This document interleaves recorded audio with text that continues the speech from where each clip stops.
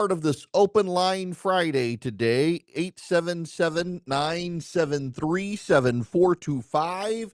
If you text Erick, E-R-I-C-K, to 33777, you can get the live stream, the show notes, the podcast, so much more.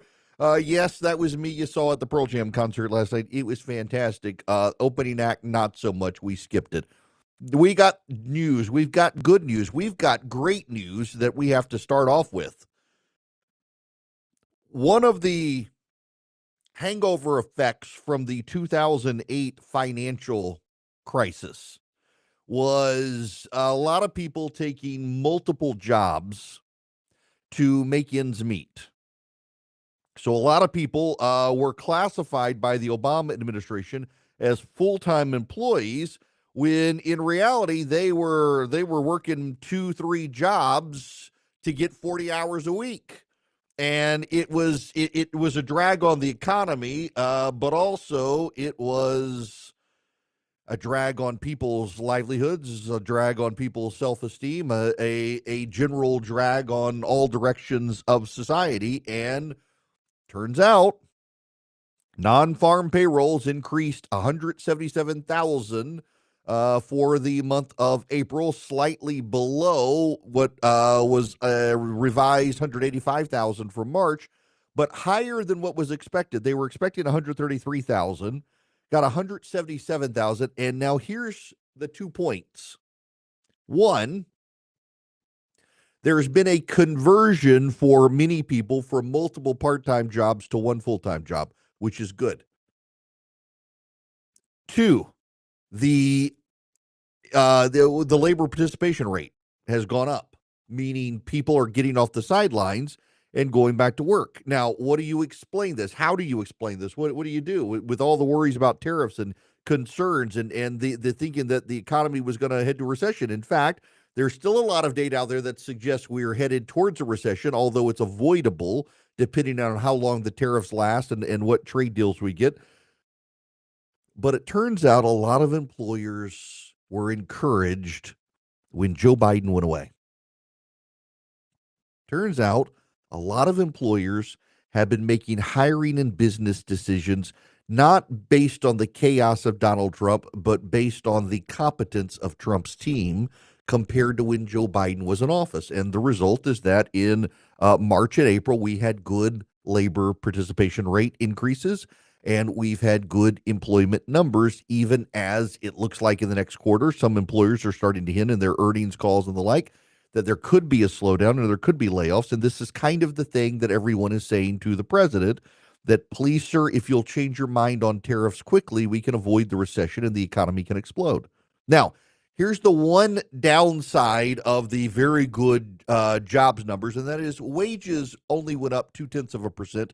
They were expected to go up more than that. So wages have now outpaced inflation for the last several months, meaning your wages are starting to rise and you yourself may not feel it, but nationally in the data, wages are starting to trickle up above the rate of inflation.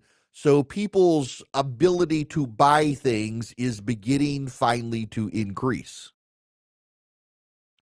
Now, you should know the unemployment rate held at 4.2%, which suggests a very stable market. Stocks are excited today. The Dow is excited. Remember, I guess it was 2-3 weeks ago, the headline in the Wall Street Journal. We covered it. Worst economic moment for the stock market since the Great Depression. The stock market is now ahead of where it was those few weeks ago. The stocks are up. In fact, CNBC is noting that the S&P 500 has had the longest winning streak now in 20 years. Events change things. Now, what are the events that change things? Several events. One is the president's walkback of the reciprocal tariffs. Two, the president and China beginning to have conversations, substantive conversations. Three, the president announcing that trade deals are coming with Japan, India, European countries, and Australia. Four, the president himself seeing the lay of the land from what was happening with the tariffs and making adjustments to the auto tariffs, making adjustments for technology companies, giving carve-outs and exceptions. Now, this gets to kind of the bad thing, and this is Rand Paul's complaint about the tariffs, that command and control socialist societies, the commissars get to carve out loopholes for their friends and family. Whoever you want to benefit, whoever you want to help, they can get an exception, an exemption, but the other people don't. And that tends to help the big and the powerful, not the small. So the mom and pop shop on the main square doesn't actually get the help, but the big conglomerate does. Seema Shah is the chief global strategist at Principal Asset Management. Here's his quote to CNBC.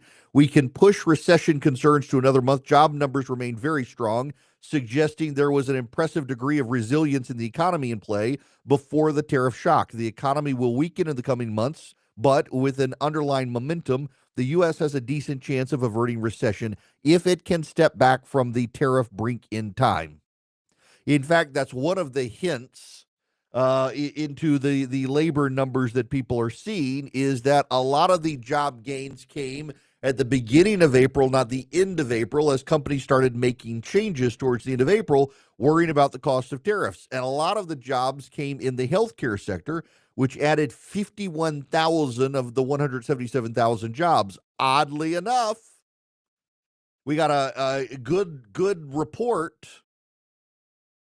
even as the government declined. That's right. The federal government lost another 9,000 jobs in April. 26,000 federal jobs lost since January. And because Donald Trump is the president and not Joe Biden, they have an economy to go to.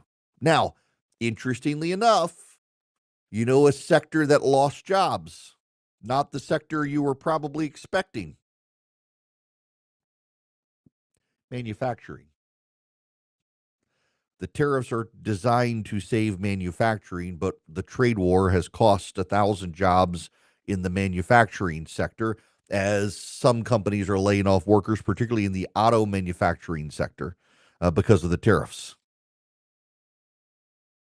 But the upside is that so many ships have come in from China pre-tariff, we're probably going to be good on the supply chain for the next month or so. This may shake out. There are cautions out there. But again, we covered it. It was the big story 2 weeks ago. It was the big story. You could not cover it. That the markets had the worst April since the Great Depression. And now the markets have recovered from that. In fact, the markets are doing quite well today.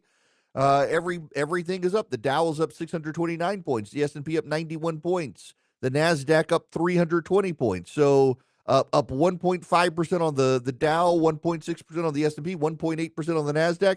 Even the Russell 2000, remember the Russell 2000 are the smallest of the publicly traded companies. It's up 2%.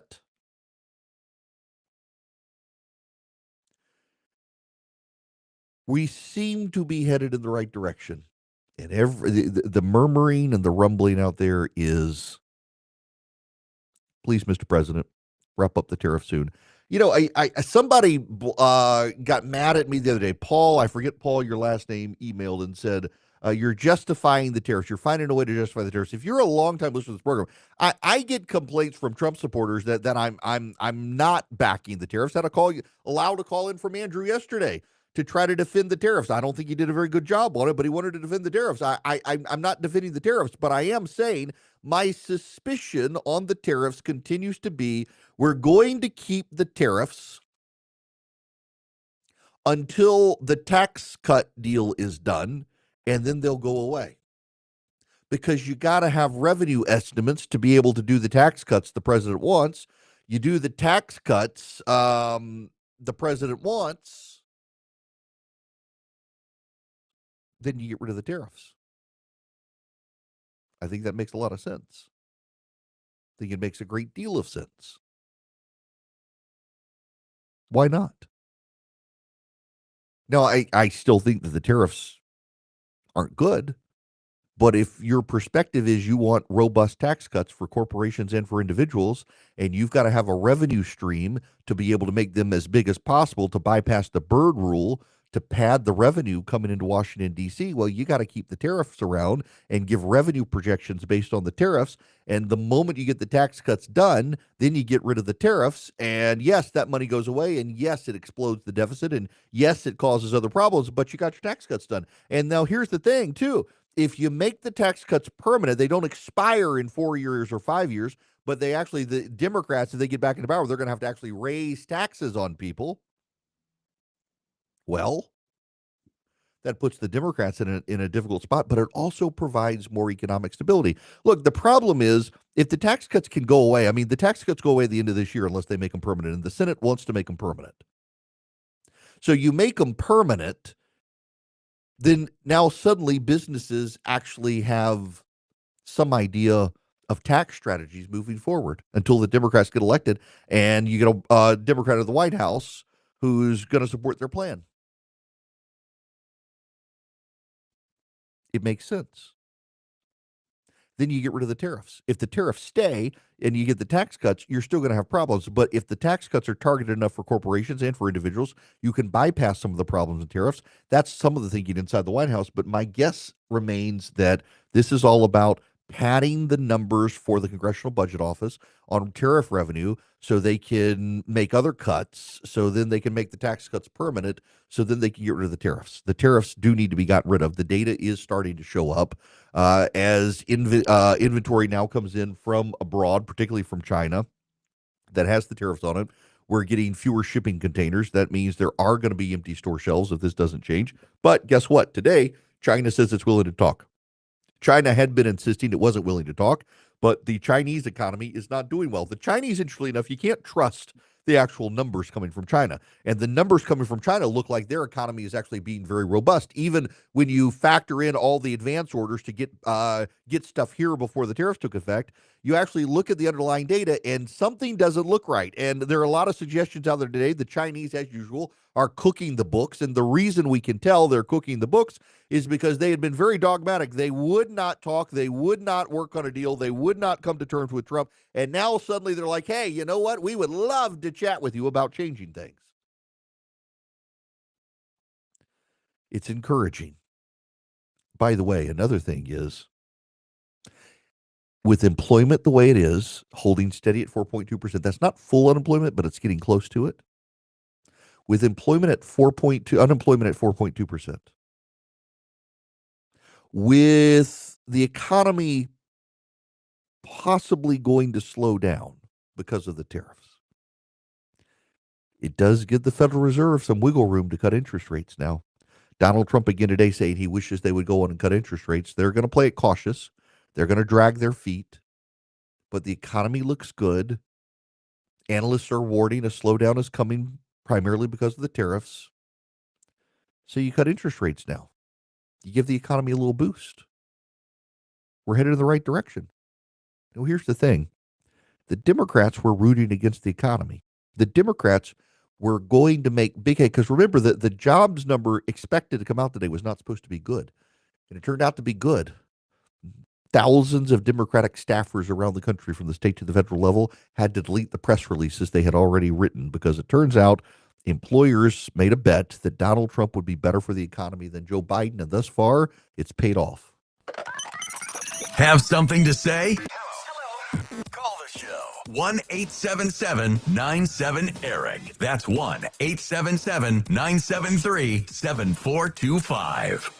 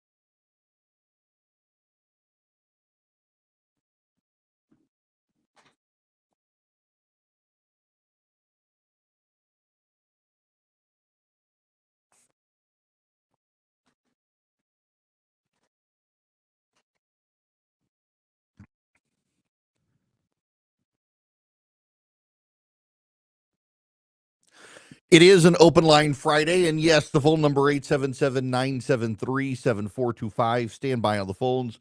Y'all, I was supposed to actually be at Renai this morning. The Secretary of Energy was there, and then I had got in the doghouse. Needed to actually be home this morning, so couldn't actually go. Didn't realize I was supposed to be home. That's why I got in the doghouse. So my apologies to folks at Renai. I was hoping to be there to meet the Secretary of Energy. But he's there because one of the things the Trump administration has done, and this gets to the jobs numbers, is they gutted a lot of the last minute regulations from the Biden administration. So those of you who are not familiar with Renai, they make the tankless water heaters.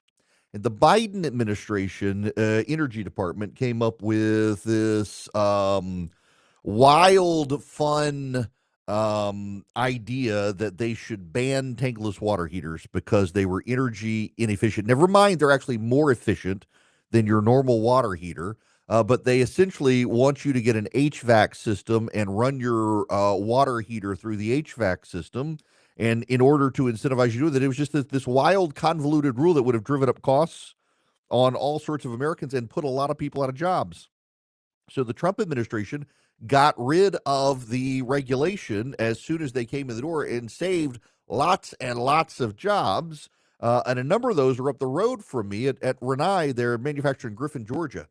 So the Secretary of Energy was there this morning. And again, they reached out and asked if I want to be. I said yes. And allegedly, I was told a while back I was supposed to be home. I did not remember it. So yeah, it didn't go well for me this morning.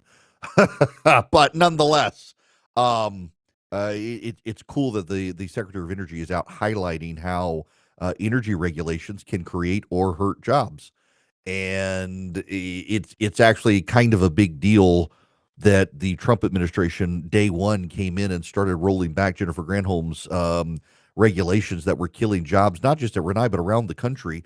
I mean, the targeting the gas stoves, targeting water heaters, targeting dishwashers, targeting refrigerators. They rolled them all back, saving a lot of jobs. Now, Congress has got to get involved here because we're still at this point because of efficiency rules that we can't put parts in these things that last long. So you're still having to replace your dishwasher after 5, 10 years, and it takes 5 hours to wash the dishes when your old dishwashers lasted 30 years and washed the dishes in less than an hour.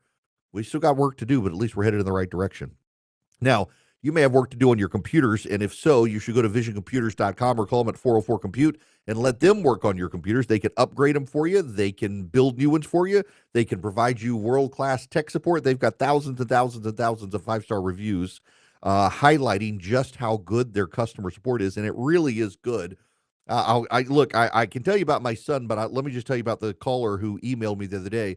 Said he had an older computer, went to Vision, was going to buy a new computer, and they're like, you don't need a new computer. You just need to upgrade your GPU, and your computer is perfectly fine.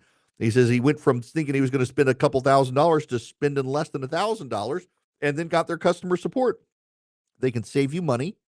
They can build you great machines. They can upgrade your existing machines more likely than not, and they can give you their tech support so that you can be good at your job and they can be good at your computers. Call them at 404 Computer. Go to visioncomputers.com. For businesses, same thing. And if you buy your computer from them, you get the tech support for free. If not, it's $179 a year per computer. They can save you money and heartache. Visioncomputers.com or 404 Compute. Tell them I sent you. You'll save even more money. 404 Compute.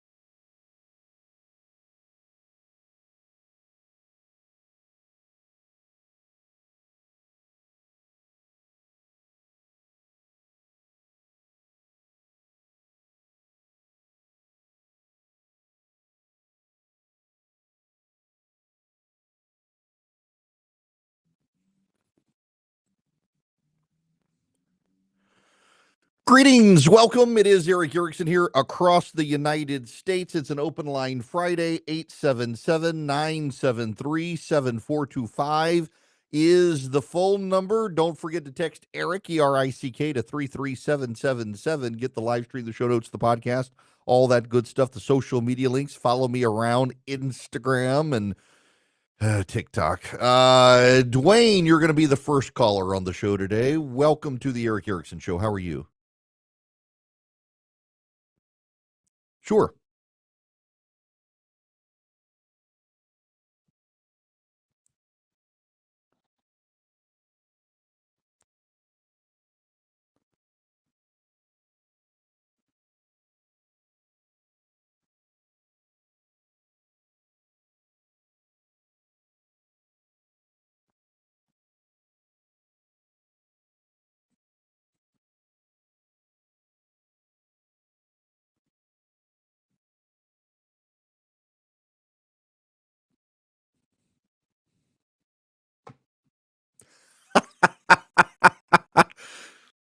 That's not a bad way to look at it. Look, I get asked or I get yelled at, I should say, not asked. I get yelled at by some of the president's more ardent supporters that just trust him, trust the plan. I talk to enough people within his inner circle who are longtime friends of mine that I get the sense that the president has some sense of what he wants to do, but it's kind of more he operates at the gut level. So there's not an overarching, like sketched out, articulable plan.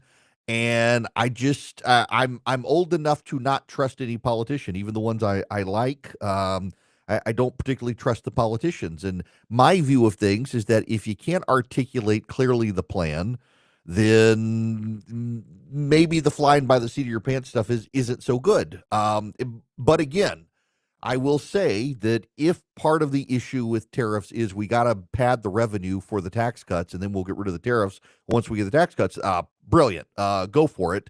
I still think we should have found something else because of the economic harm the tariffs could do. But you know what? If you got to pad the numbers to get the tax cuts permanent, then get the tax cuts permanent. And I'm 100% on board doing that. Frank in Whispering Pines, North Carolina, how are you? Welcome to the show. Great.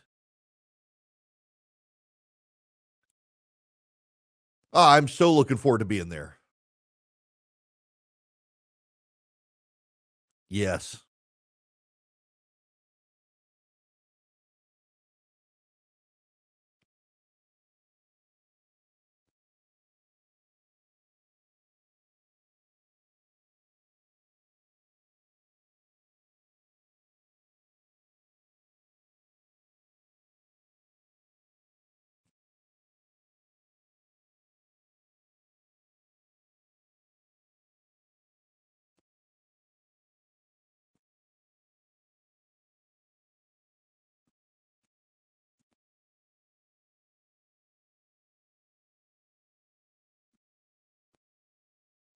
So yeah, I would say a value-added taxes, and for those who aren't familiar with the VAT, so the VAT is a tax that's placed on the entire production chain of a good. And there's a value that is assessed for each measure of the good till you get to the final part. It's what Europe uses instead of a sales tax. And yeah, there's a level of comparability for it. In fact, the president is essentially arguing that the European VAT amounts to a tariff. Now, there is a big difference between a tariff and a tax on anything else. And it's one reason a tariff is called a duty, not a tax. So a tax is owed by you individually or by a corporation. A duty is actually tied to a specific good. So the income of a corporation gets taxed. It's the corporate tax. Your income gets taxed. Your property gets taxed. You got to find the money derived from the value. Now, the difference between a duty and a tax is that a duty is placed on a particular good. So the T-shirt from Vietnam has the tariff is imposed on the T-shirt, and so you've got to. There's no way to get around it. So, for example, with the tax, if I reduce my income, my tax goes down. If a corporation uses accounting methods to lower its taxes. There's no way to lower a duty because it's applied to a particular good, not to a company or an individual, and that's what makes it different. Now, you can say, well, you're arguing over tomatoes and tomatoes when it comes to something like that, and I get it. But there's a nuanced distinction, not just with accounting, and there's no way to get around the tariff. That's part of the problem here. The only way to get around the tariff is to hire a lobbyist to go to Washington, D.C. and beg for a carve out. And that is it. And mom and pop shops can't do that. The mom and pop shops don't have the lobbyists. The National Federation of Independent Business is a great organization. I support them, but they don't have the access that Apple itself does, because Apple is the most valuable company in the world. So Apple can get the carve out for its technology products that the mom and pop shop on Main Street can't. And that becomes the tricky dynamic. Now, 877-973-7425. Before I get to any other calls, I got to talk about this wild story in New York Magazine. The media lacked all curiosity on Joe Biden and his mental health. They dismissed as cheap fakes Republican video clips of Joe Biden. When John Fetterman was running for the United States Senate against Dr. Oz, he had the stroke. They covered up his condition until the voting had already begun, and then they trotted him out, and people saw that he actually had serious problems, speech problems, that he's still struggling with, although overcoming them. But the only major thing that's changed with John Fetterman now is he's very supportive of Israel. And he's tried to accommodate Donald Trump. Not always, but has tried. So now New York Magazine is doing a massive piece on John Fetterman. All the members of the media nodding their head and tut-tutting, all these sources on the record, and they're all former staffers, many of them progressives who feel burned by John Fetterman's defense of Israel. And they're saying he's not going to his checkups. He's got mental health issues. He's got problems. Fetterman, meanwhile, says he's better than he's been. Yes, he struggles with depression. He got on Manjaro, lost some weight. It's made him feel better, giving him better self-esteem. I know people who know John Fetterman who say that this is the John Fetterman they've always known. There's nothing different. But now suddenly you've got credible speculation there's seriously something wrong with John Fetterman. And the entire reason is because of his militancy in defense of Israel. They were willing to cover up the damage from his stroke because they thought he was a woke progressive. It turns out he's a populist Democrat who's not a woke progressive, and now they're furious with him. So now they're willing to rush to New York Magazine to do a big expose on John Fetterman and suggest there are serious problems with Fetterman, undermining his credibility. And the only thing that has changed is his vocal defense of Israel. In fact, one of the stories in there is a complaint that, there were people putting anti-Israel labels on hummus. And Fetterman wanted to put out on social media,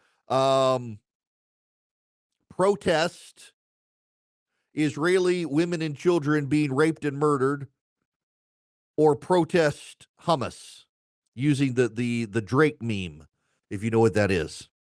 And his staff says, well, we were afraid that would look like people were undermining sex, undermining rape, and undermining women's sexuality if he put that out. And he put it out anyway. Really, that was what they said, that he was undermining rape and sexuality by putting out this meme that actually pointed out the hypocrisy of people who were willing to slap labels on hummus imported from Israel, and they weren't willing to get in the streets and protest the murder of Israelis. But his staff is upset with him. So we have to have a massive profile of him.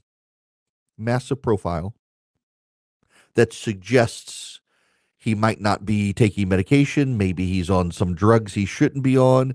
Maybe there are mental health warnings. Maybe he's not checking in with his doctors as much as he should, and he's regressing. Seems pretty normal to me. Dude's been great with one-liners. Just yesterday, they asked him in Washington, somebody shoved a camera in his face and said, what do you think about Mike Waltz being tossed by the White House, sent up to the UN? And he says, but he won't use Signal anymore. Now, you know, the irony is that yesterday in the cabinet meeting, or 2 days ago in the cabinet meeting, I guess it was, Mike Waltz was photographed and he was on Signal. You know, they all use Signal, even the Democrats. That's the dirty little secret here is the Democrats use Signal too.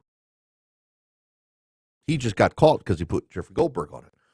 Now, I know, listen, so the party line today is that Mike Waltz is actually being promoted. He's being sent up to the UN as ambassador. That's a promotion from national security advisor. It's really not, but that's the party line. I mentioned it this morning on social media, and people came at me. JD Vance says it's a promotion. What do you know? You're not there.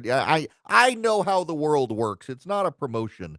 They moved him out of the White House. They're moving up to the United Nations, and all the people who carry the water, be the water carriers you need to carry, but spare me your outrage. It actually is a demotion for Mike Waltz, even though it does get Senate confirmation. Gets him out of the White House, gets him away from the national security apparatus, and puts Marco Rubio there, who has become the jack of all trades now. Marco Rubio right now is Secretary of State, National Security Advisor to the President, Director of the National Archives, and Director Administrator of USAID. He is all of the above at the moment. Now, the rumor in Washington is that Stephen Miller is being looked at to be the National Security Advisor. That's the rumor. I don't know how credible it is, but I mean, the president definitely is going to need to get somebody else in there other than Rubio, although I do suspect Rubio probably doesn't. I know I haven't talked to him. I know him, but I don't bother him. But being National Security Advisor and Secretary of State potentially has some good benefits, and gives you more clout in the room. And it seems very clear here that Scott Bessent and Marco Rubio are the two guys that Trump is really relying on right now, and that's a good thing. They're both competent. Now, I want to tell you about my bank, Old Glory Bank. If you're looking for a bank, if you need a bank, and you want to try an online bank, there's one I know of that allows you to deposit cash at your online bank, and that's Old Glory Bank. You go to oldglorybank.com. Oldglorybank.com. You fill out the form online. That's what I did when they started 2 years ago. It's like July 4th, 2 years ago. So 2023, I guess that's about how long I've had an account. I've got a checking account and a savings account with them. And it's no fees. I don't need the fancy accounts. You can get more hands-on accounts. I just don't need them. But they've got great budgeting tools. They've got great bill pay tools. Everything you need. You can do home loans with them. You can do car loans. You can do CDs with them, and they're good people. And they've got great competitive rates. Go to oldglorybank.com. Member FDIC, equal housing lender, terms and conditions apply. One of the things that sets Old Glory Bank apart is it's by conservatives for conservatives. They were worried about debanking trends, and they were smart enough to know they don't want to become publicly traded in a way that allows major hedge funds and the like that are woke to buy up their stock and force them to make changes away from conservatives. Like some hedge funds have bought money or bought up stocks in banks and then used their shareholder clout to tell the bank you can't allow people to use a debit card to buy a gun. At Old Glory Bank, they're not like that. And so they've sold their stock on Main Street, bypassing Wall Street. If you want to invest, you can go to own.oldglorybank.com. I have done this. Own.oldglorybank.com. Now, here's what you need to know. Stock goes up and down. It's not FDIC insured. If you have any questions, you should talk to an advisor. Don't take financial advice from me. Oldglorybank.com. It really is my bank. It could be yours as well. Honest. Putting your trust in me to tell you what's going on. Transparent. I need you to know this from the bottom of my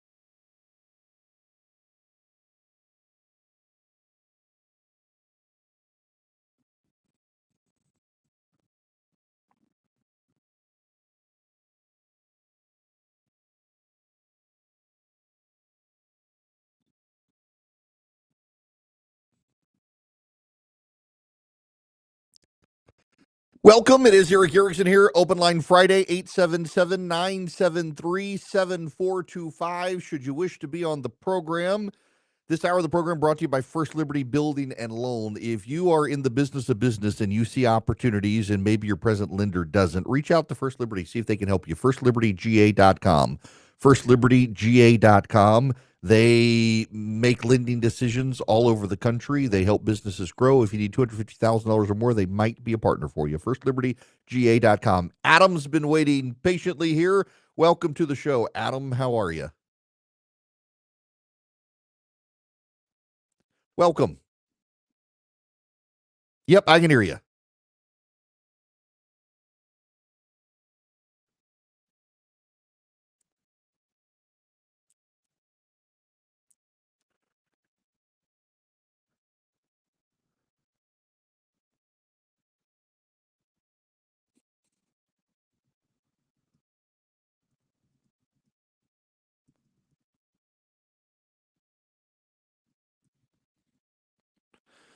Yeah, I do. It was the Halt Fentanyl Act, and he did vote no, and he released a statement on it. And what his statement was, as a pastor, I've sat with families as they struggled with a loved one from addiction. I fought for aggressive action to combat fentanyl, but I'm voting no because we can't jail our way out of the crisis. That's his logic. That we can't jail our way out. So he doesn't want to make fentanyl a greater felony and throw people in jail. Which, I mean, this is what the progressive left always does. They don't actually believe that jailing people can fight the fight. I think he made a bad mistake on that because being a little more aggressive on fentanyl would probably help us. In addition, I mean, the president securing the border helps us on the issue, but there's definitely more work to do when it comes to fentanyl. Speaking of drugs, by the way, I gotta say something that some of you may not like.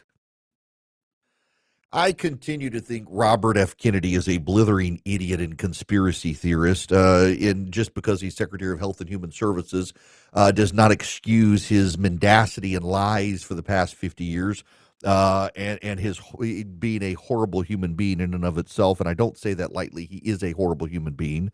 And he has now decided that every trial for every vaccine needs to have a placebo test, which is actually cruel, inhumane, and against medical ethics. Why? Because when new vaccines come out that are modifiers of old vaccines, forcing a placebo trial means you would be forcing someone to be denied good and aggressive health care that works. Instead of a placebo trial, perhaps you should compare people to using the old vaccine to the new vaccine. The idea that we're going to make no new vaccine available in this country unless some people are tested in a placebo trial with it is cruel and medically unethical and inhumane, because if you know that a current medicine works to save someone's life, you don't deny that person in the trial that medicine to go to a placebo that may not work, that probably doesn't work. It's stupid that he would suggest it.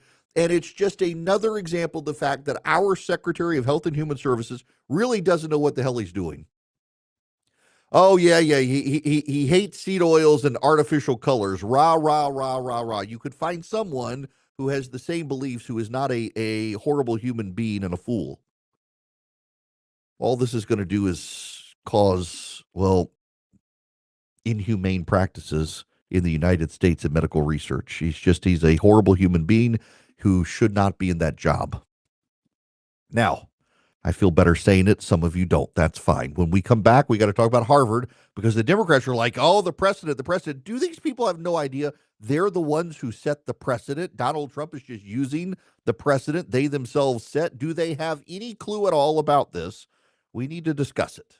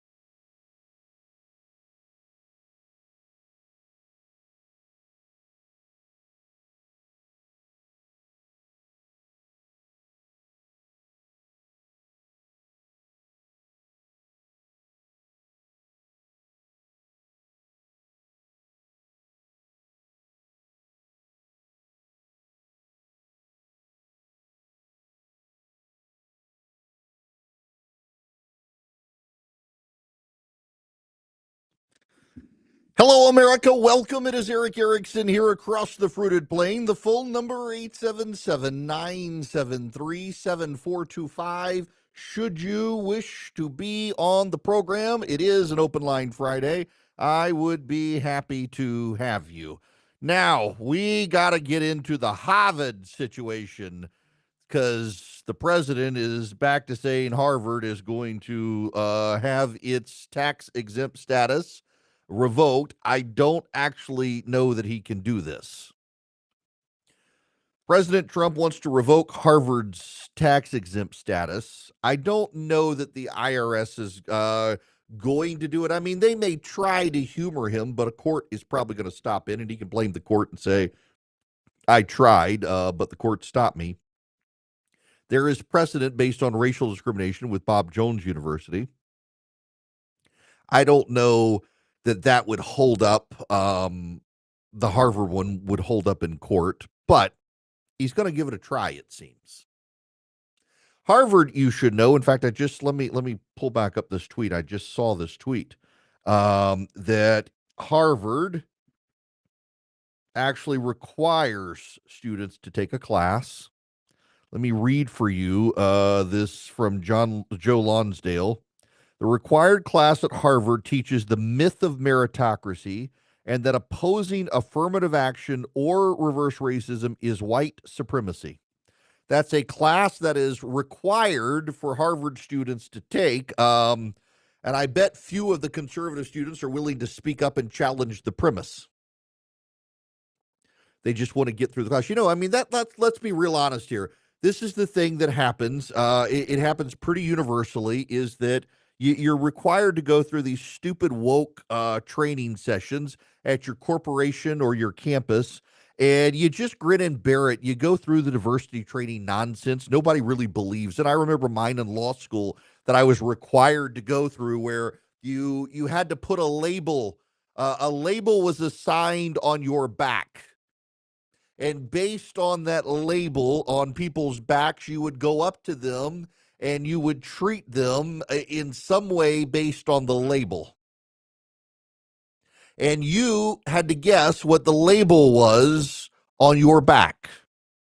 And then, they pull the rug out from under you and explain to you that every single one of you conformed to a stereotype in how you embraced that person to make the labeling obvious. It's like, well, what the hell did you expect us to do? Seriously, this was a dumb exercise. I mouthed off in the class. It's like you want me to go up to someone and the label on their back is black. And so you go up to the person and you begin, and remember, the job is you're supposed to, in engaging that person, help that person figure out what the label on their back is. And I remember I went up to, it's actually a buddy of mine. I went to him and his label was black. And I went up to him and said, so how does it feel to be a black man surrounded by all these white people? Ha ha! He went, oh, she was not. It was some woke affirmative action person going through it. And I just, my job was to ruin it for everybody. It was the stupidest exercise. And yes, I mouthed off on it. Which you're all playing to stereotypes. When you approach the gay person and you ask them the questions that to lead them down the path of realizing that they were labeled gay, you were making stereotypical. No, we were playing the stupid game that you yourself tried. And at Harvard, you got a mandatory class on this, and Donald Trump is done with it. The anti-Semites are in charge at Harvard.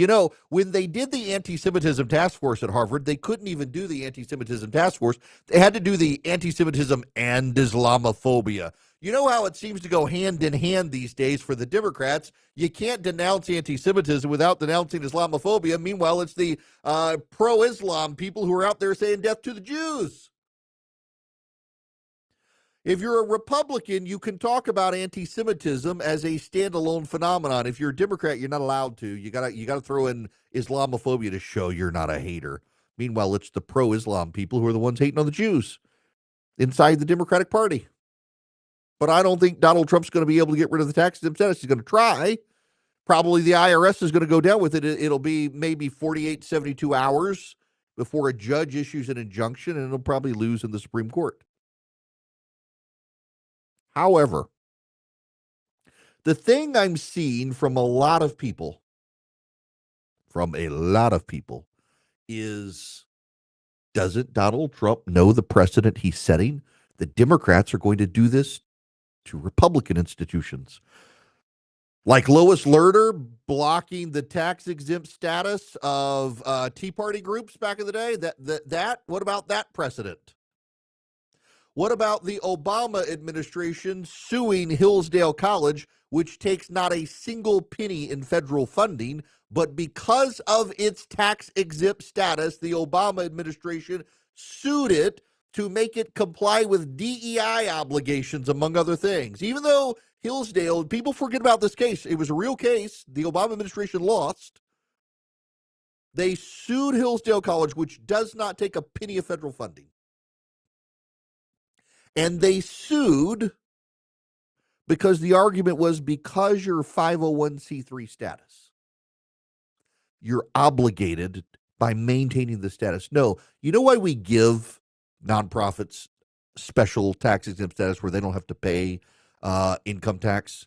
Because they perform a service, but for them, it would be performed by the government. Bottom line. We give churches tax exempt status because of separation of church and state, and because churches serve a spiritual and physical institutional need for people in community. People who go to church tend to live longer. They tend to suffer from less depression. They have better health outcomes. People who go to church, every study that's done shows, have better outcomes in life. They provide family stability. They tend to run food banks, and they take care of the poor, so the government doesn't have to. They run the adoption agencies. They run the foster programs, educational institutions. They educate Americans, so the government doesn't have to. So we give them tax exempt status because they're performing a role that would otherwise be performed by the government. So we allow them to not have to pay taxes on the revenue that comes from their nonprofit. It has nothing to do with some sort of benefit from the government. These organizations exist to provide a benefit to the government by allowing the government to not have to do as much. But spare me the precedent being set by Donald Trump. I have long said Donald Trump takes the precedent set by the left and maximizes their reach. The ratchet tightens one way. If the Democrats want to stop, they can stop it, but they don't want to stop it. The Democrats want to use it too. Is the president going further than Democrats? Yes. But don't tell me he's not using the precedent. For God's sakes, Barack Obama sued the Little Sisters of the Poor to make them pay for abortions. They were a nonprofit institution of nuns, and he decided they needed to pay for abortions.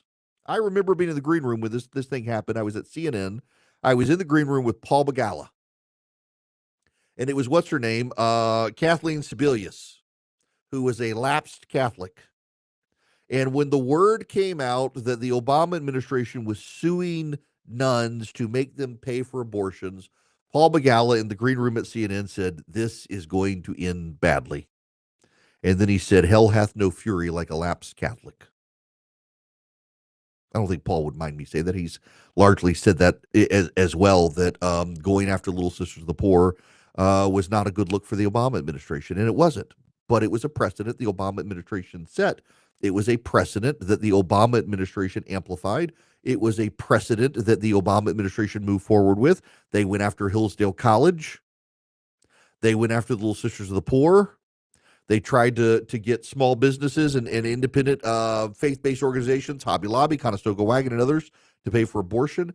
They targeted tax groups, the Tea Party groups, conservative groups. They went after conservative groups. They tried to deny them tax-exempt status. They did all these things. These are all precedents set by the Obama administration. And Democrats are like, I had no idea. You weren't paying attention because you either agreed with it or you didn't care. You believed in the virtues of the Democratic administration, and you didn't want to abide any criticism of it at the time. And guess what? Barack Obama set a lot of the precedents that Donald Trump is using right now, including the massive amount of executive orders being done by Donald Trump. He's bypassed the precedents of Joe Biden, who was too out of touch, out to lunch, and old to be able to do much. But Barack Obama was very aggressive with his executive power. The courts reined in Barack Obama, and I think the courts are going to rein in Donald Trump as well, but he's just using the precedents that Barack Obama set. And all these Democrats are like, oh, you're going to rue the day. You're going to rue the day. No, we already rued the day. Barack Obama did it. Joe Biden himself, I got to say, did a lot of stuff. Not as much as Obama, but Joe Biden targeted conservatives. Joe Biden targeted conservative groups. Joe Biden targeted conservative constituencies with the IRS, with the State Department. Look at the censorious nature of the State Department. You know, Marco Rubio at the cabinet meeting the other day said they've uncovered the documentation from inside the State Department where the State Department was labeling certain American citizens as arrays of disinformation. The Biden administration itself tried to censor conservatives and Americans that Joe Biden didn't like in the name of protecting Americans from disinformation and misinformation. Joe Biden did that. Right now, they're upset Donald Trump wants to have a military parade. Now, first of all, I got to say, I am not opposed, or I am opposed to military parades because military parades are something that communist dictatorships do.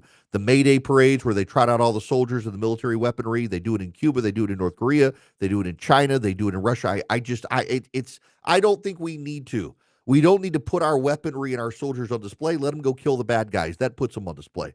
But Donald Trump wants to have a military parade. He wants to parade everybody, show them the military, show them all of that stuff. Let's not forget Joe Biden when he wanted to do his speech with the red lighting in Philadelphia to tell people Donald Trump and the Republicans were a threat to democracy.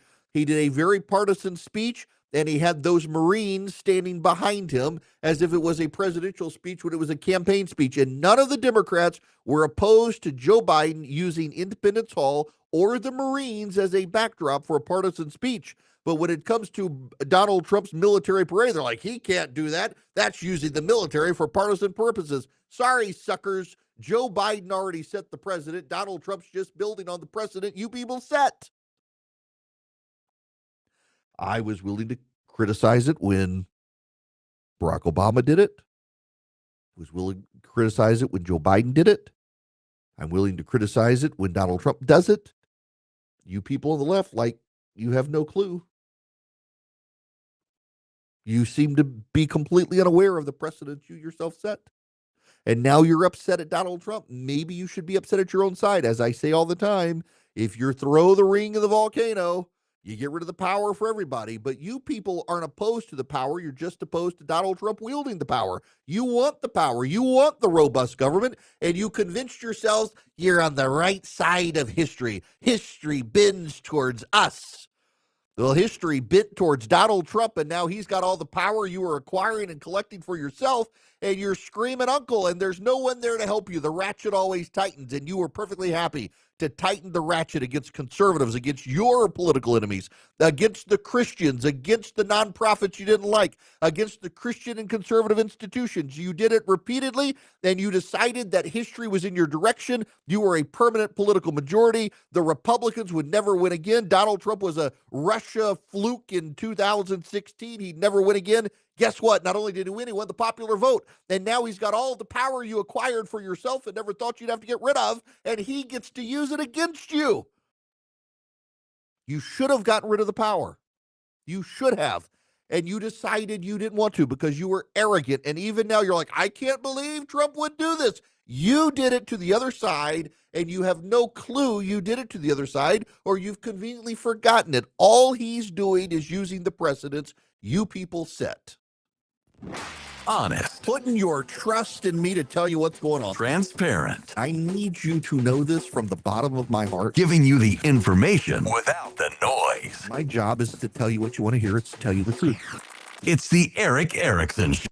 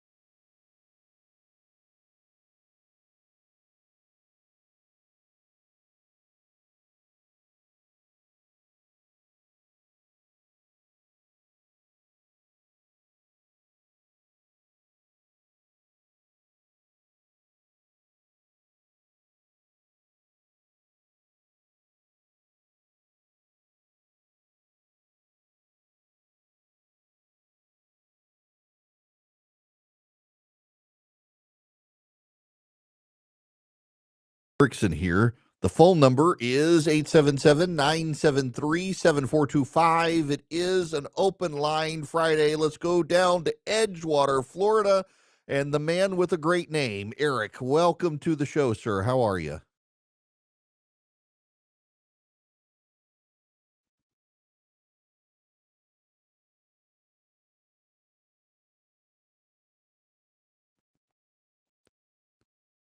Oh, yeah. Well, the precedents. Yeah, aren't we supposed to be discrediting the Supreme Court and loading it up with people? I mean, that's what the Democrats said they wanted.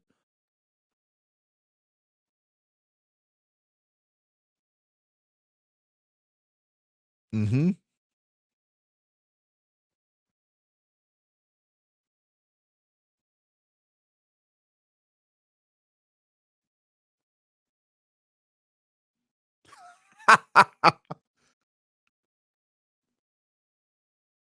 Right.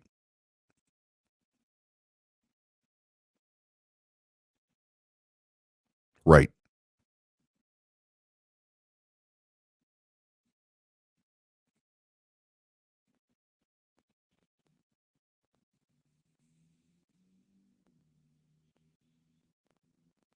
Mm-hmm.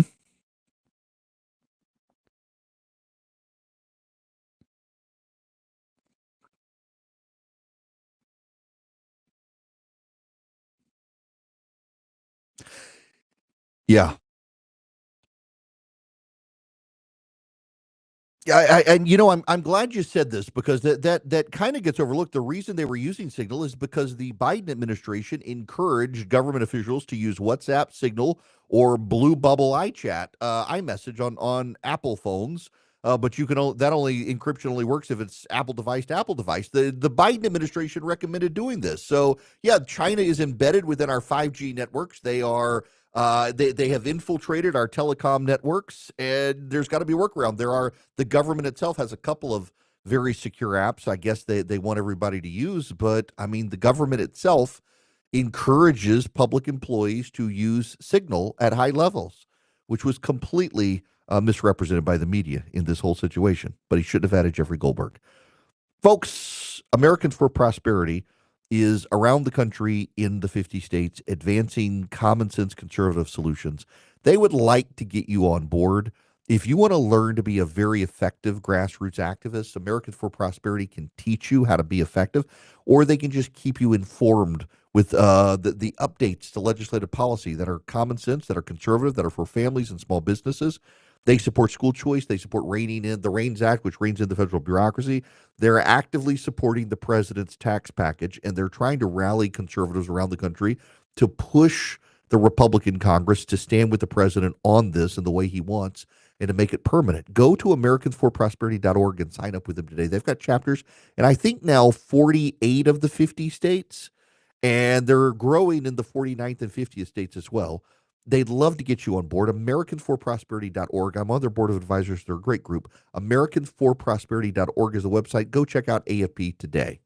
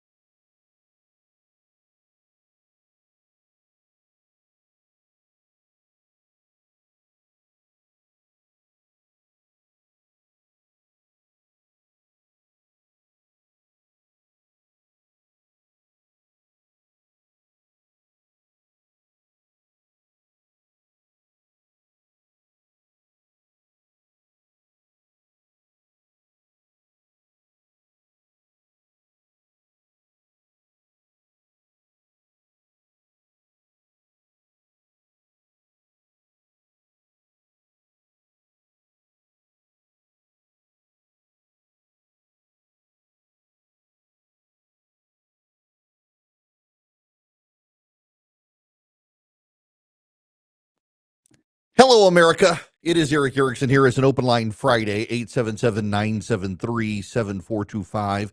Don't forget to text DATA, D-A-T-A, to 33777 and get the show notes.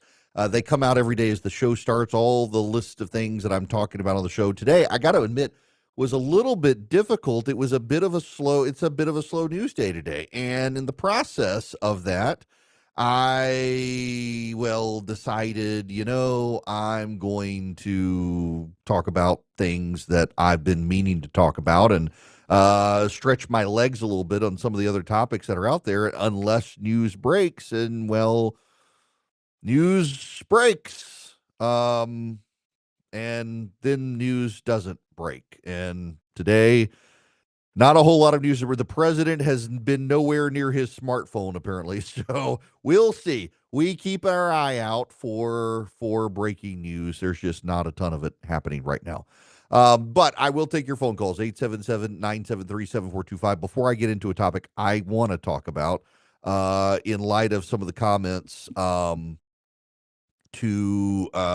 Mark Zuckerberg made in a podcast. Before I get there, though, I want to go to Seth's phone call here. Seth, welcome to the Erick Erickson Show. If I can fire up the phone. There we go. Seth, how are you? Great.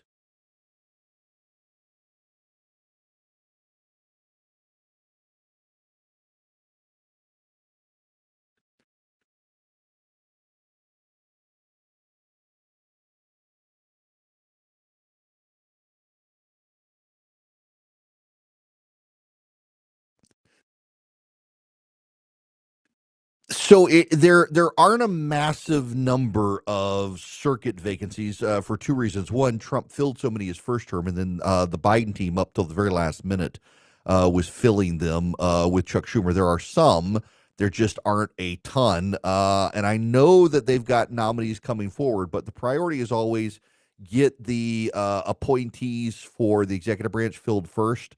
They've got some district court nominees who they're rolling out right now. And so they're going to be starting to fill up some of the district court nominees here shortly. Part of the problem, too, though, is that where some of the vacancies are, they're in states with two Democrats. And the rules work that the Democrats in an area of the nation, if they control a state, they can block the nominee. So you've got to find some people who the Democrats find acceptable. That's a rule in the Senate. When there are two Republicans in a state, the Republicans get some level of veto over the nominees picked by the president. When it's two Democrats, they get that. That's the way the Senate's always worked. You're not going to change it. The president gets to pick a Republican. Now, the Republicans did change the rule back the last time Trump was president, where the rule had been in a circuit. Let's say the circuit is the Ninth Circuit that includes California, Washington, and Oregon, but Idaho, Arizona, Alaska, Hawaii, it's a massive circuit. That you were picking a seat for the circuit, and that seat might have been a California judge. And in the past, the Democrats from California objected, that seat wasn't filled. And the Republicans last time were like, nope, this is a circuit court. It's not a California court, and you no longer have the right to object. Ryan in Tulsa, Oklahoma, you're going to be up next. Welcome to the show. Good. How are you?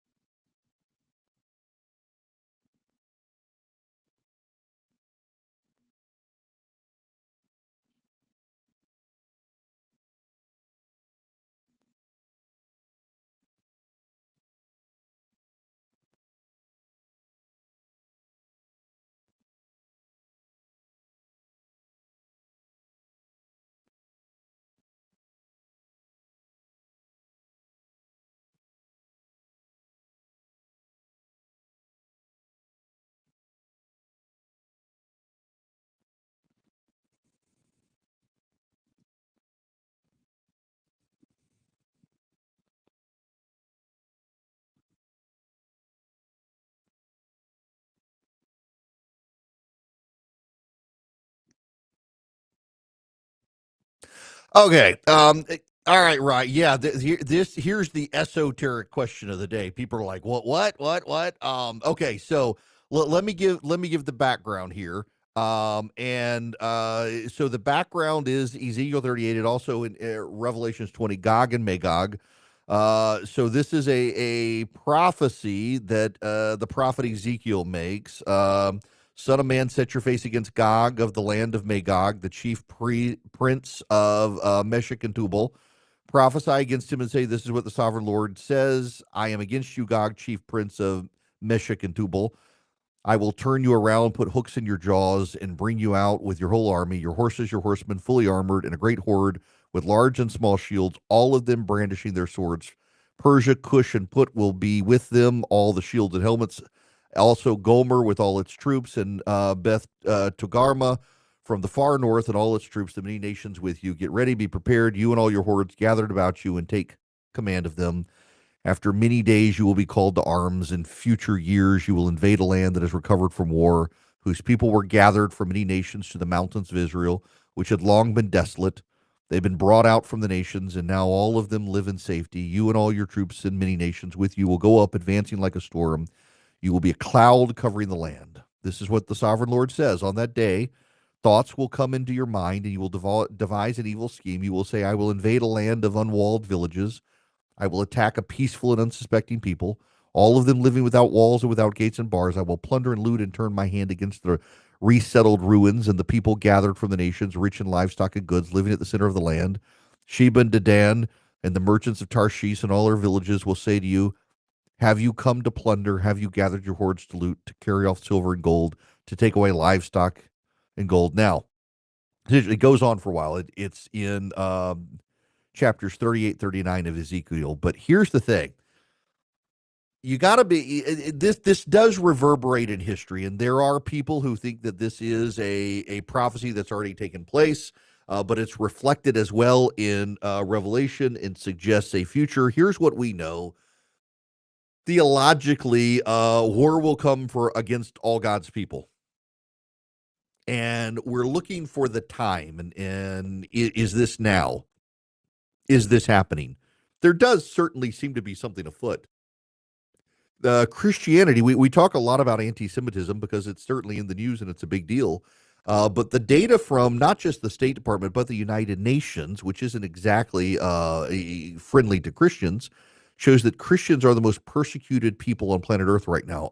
In Africa, the Muslims are murdering them. In China, the Chinese are punishing them. Remember, there are more Christians in China than there are total Americans. Around the world, Christians are being persecuted, and so a lot of people look at the prophecy of Gog and Magog. They look at the echo of it in Revelation. They say this is now, and look, they're warming up in the Middle East. They're going to go after Israel. I mean, the Scripture is pretty clear that the final days will ultimately come to a big battle there. But I would caution you against reading too much into present events because one, Scripture is pretty clear. We don't know when the second coming is. Two, there are echoes throughout history of these things, and you could put your finger on different ones. But this is the largest reason I caution people about looking at these prophecies and suggesting that now is the time. Because when you look at the prophecies in Scripture and you say, maybe this is the time, maybe this is it, maybe this is the battle, maybe this is coming, what you tend to look at is the fight. And you tend to worry about the war. And if this all descends to hell in a handbasket, are my kids going to get called up? Are my kids going to be drafted? Am I going to die? Is my family going to die? You know, I'll be real honest with you. I have enormous anxiety about a future war. And my anxiety is because of my wife. Because she takes a medicine. Without it, she would die. What happens if war comes to the supply chains and the disruptions? I that gives me anxiety. It does. But you know, worry can disrupt your faith, but faith can disrupt your worry. And my point here, Ryan, is that when you start looking at these things, when you try to analyze it, when you try to say, is this the time? Is this the fight? You look at what's going to happen, and I mean, it looks bad. except you forget that in the end, you're on the winning team. So when you're trying to analyze these things and you're trying to figure out is this Gog and Magog? Is this the final battle? Is this the beginning of the end? Is this part of the apocalypse? Is this part of Armageddon? Is this going to be where the tide turns? You forget that in the end you're on the winning team, and everything works out. Um, I will restore the fortunes. This is how the prophecy of Gog and Magog ends. At the sacrifice I am preparing for you, you will eat fat till you are glutted and drink blood till you are drunk at my table. You will eat your fill of horses and riders, mighty men and soldiers of every kind. I will display my glory among the nations, and all the nations will see the punishment I inflict and the hand I lay on them. From the day forward, the people of Israel will know I am the Lord their God, and the nations will know that the people of Israel went into exile for their sin because they were unfaithful to me. So I hid my face from them and handed them over to their enemies, and they all fell by the sword. I dealt with them according to their uncleanliness and their offenses, and I hid my face from them. Therefore, this is what I, the sovereign Lord, say. I will restore the fortunes of Jacob, and I will have compassion on the people of Israel, and I will be zealous for my holy name. And they will forget their shame and all the unfaithfulness they showed toward me when they lived in safety in their lands, and no one will make them afraid. When I have brought them back from the nations and have gathered them from the countries of their enemies, I will be proved holy through them in the sight of many nations. Then they will know that I am the Lord their God. So when you spend so much time focusing on the prophecy and the war, the tendency for people is to forget the outcome. And the outcome is in your favor and on your side. Doesn't mean bad things aren't going to happen. Doesn't mean there aren't going to be disruptions. But when you get focused on the disruptions and the war and the violence, you often forget that God's still sovereign and in control. So just I tend to think of the Gog and Magog prophecy as a past event, but it rumbles and echoes through history, and you will certainly see things that remind you of it. History tends to, in ways, rhyme, not necessarily repeat itself. We do see an alignment against God's people coming. I mean, that's part of Revelation. We see it. We see what's happening in the Middle East and the instability there that's growing. We see the situation between Pakistan and India now, both nuclear powers. And we see China and Russia, North Korea, Iran all playing well together and actually on the battlefield in Ukraine helping the Russians. All these sorts of things happening. People get a little worried about it. They worry where it's headed. I read the end of the book. Uh, it, it involves a guy on a white horse with a sword and Johnny Cash singing backup music, and everything works out in the end the way it's supposed to work out for all God's people. So be careful when you try to tie these things together and look at current events that you don't miss the end, which is the good thing. Now, let me tell you about Eden Pure Thunderstorm. You can get 3 of them and you can save $200 at EdenPureDeals.com. The discount code is Erick3, ERICK3 at EdenPureDeals.com. So the Eden Pure Thunderstorm, I actually had it in my hotel room last night and I used it. Unusually so. It was a brand new hotel and there was fresh paint in my hotel room. I'm actually allergic to paint fumes. I get nosebleeds from paint fumes. And I fired up my Eden Pure Thunderstorm in the hotel room last night and it got rid of the paint fumes. It just works so well. You can get 3 of them and save $200. I say I travel with it. The thing, you can hold it in your hand. You plug it into the wall. You can plug it up with a USB cord if you need to. In a car, it gets rid of smoke odors. If you're rented a car and someone has smoked in it or something, it works.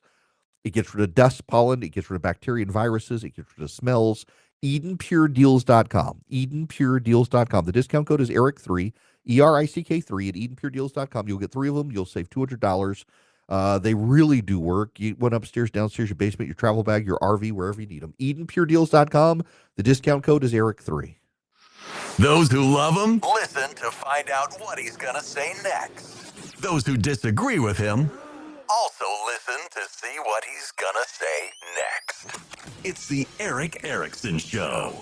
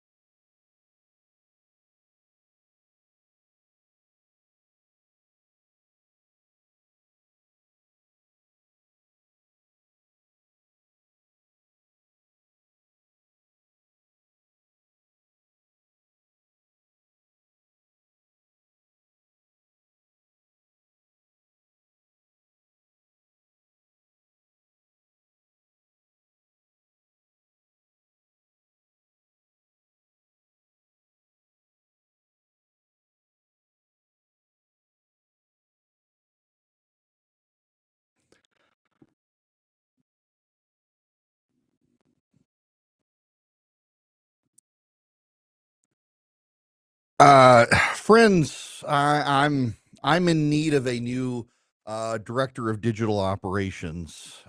Philip left us today. He doesn't realize he's left us yet, but he'll be barred from the building here in a few minutes. So my daughter's here. She's giving me coffee, asked me about the Pearl Jam concert last night. And it's like, I can clearly tell I'm middle aged now. I go to a Pearl Jam concert and everybody there is like 50 and up. There were a lot of, I mean, 40 and up, I guess I should say. A lot of middle aged people at the Pearl Jam concert. I definitely felt my age last night. But there's one guy, 24, from Australia, following Pearl Jam around. I don't know how he's got the money to do it, but very nice guy. Met him, and so Philip comes bounding down the hall and says, just because they're younger than you doesn't mean they're young. Fired. Pack your stuff and get out. What a jerk. Oh my goodness. But yeah, I mean, it was a fun concert. I really do like Pearl Jam. The buddy I was with, Eric, who's a great golfer too, is a huge Pearl Jam fan.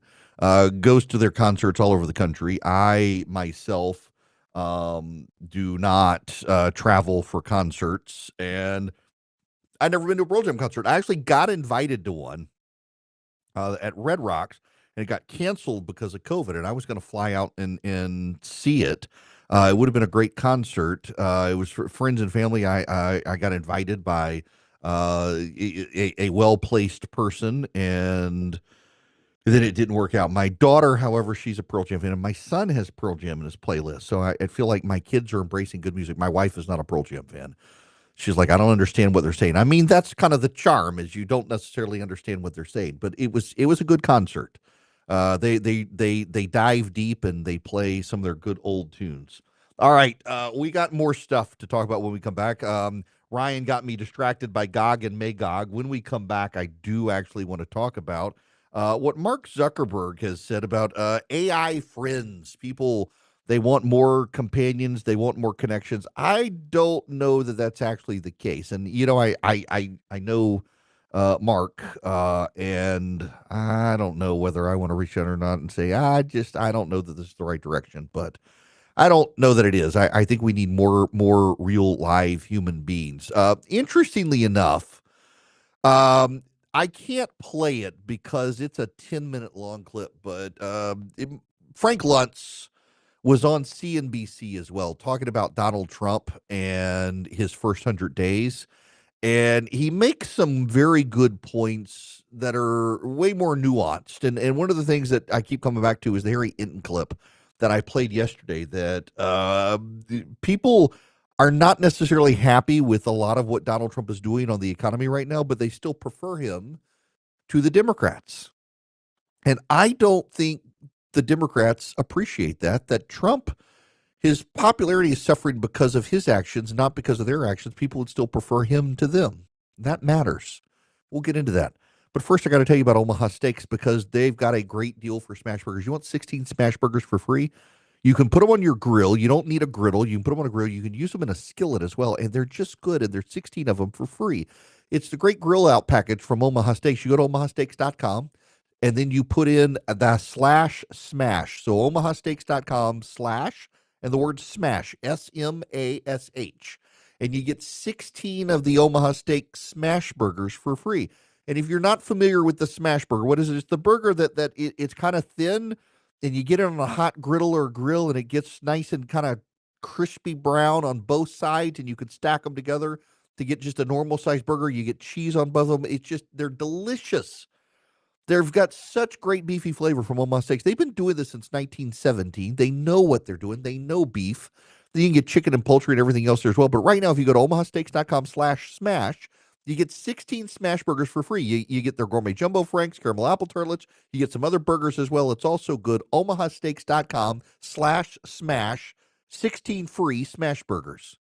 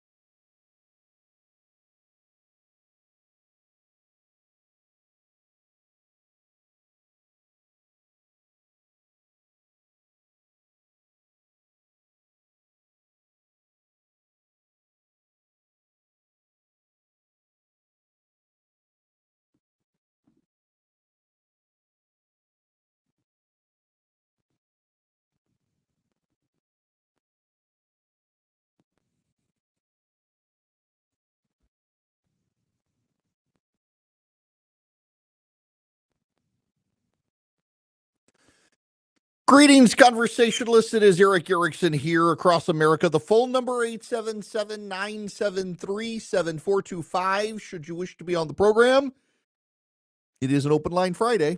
You can text Erick, E-R-I-C-K, to 33777. Get the live stream, the show notes, the podcast, the social media links. We got a lot. I want to talk about this. Wasn't going to, but I think I actually do want to. And it's Friday. We'll get to Marjorie Taylor Greene's tweet here in a minute. Mark Zuckerberg was on a podcast talking about having digital companions, AI friends in our isolated age. You know, there was a great piece I talked about the other day from Ross Douthat about an age of extinction that we're upon. And it's an age of extinction unlike others in that it's extinction by choice. And I have rapidly moved over time to the position that our obsession with all things digital in our digital lives is actually not a good thing. And I would encourage Meta and Facebook, instead of having digital companions for us, to actually find ways to make it easier for us to have real world companions and to connect us to people. You know, one of the criticisms of Facebook is that you are suddenly now find yourself friends with people you hadn't seen 20 or 30 years ago.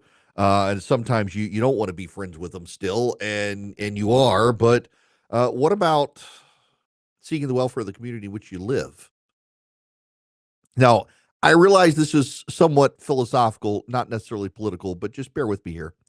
I want you to think about the Masters. We don't need to relive the Masters. Rory McIlroy finally getting his Grand Slam, winning his four majors, the historic event of it. We don't need to. I mean, we could. It was pretty awesome. But what's the thing people note about the Masters? It's no cell phones allowed. You know, on practice days, Monday, Tuesday, Wednesday at the Masters, you can bring a camera. You still can't bring a cell phone. You cannot bring your cell phone. You can bring a camera. In fact, there's a reporter who for the last 5 years has bought Kodak disposable cameras and does a very good job with the disposable cameras, taking some pretty cool pictures with the disposable film camera. And people remember it. My son had this remarkable experience. We went a year before last to the Masters. And my son still talks about how odd in a good way it was that while we were there, neither of us had our cell phone. We couldn't check it. He couldn't stare at his phone. He had to be in the moment. He had to be present. He had to watch. He had to pay attention. He had to interact with the people around him and make conversation with people. And he liked it. You talk to people who go to the Masters and like, why don't we do this more often? I myself am guilty. I'm a phone addict, and I've got to remember when I'm with my family. Sometimes I got to put my phone away.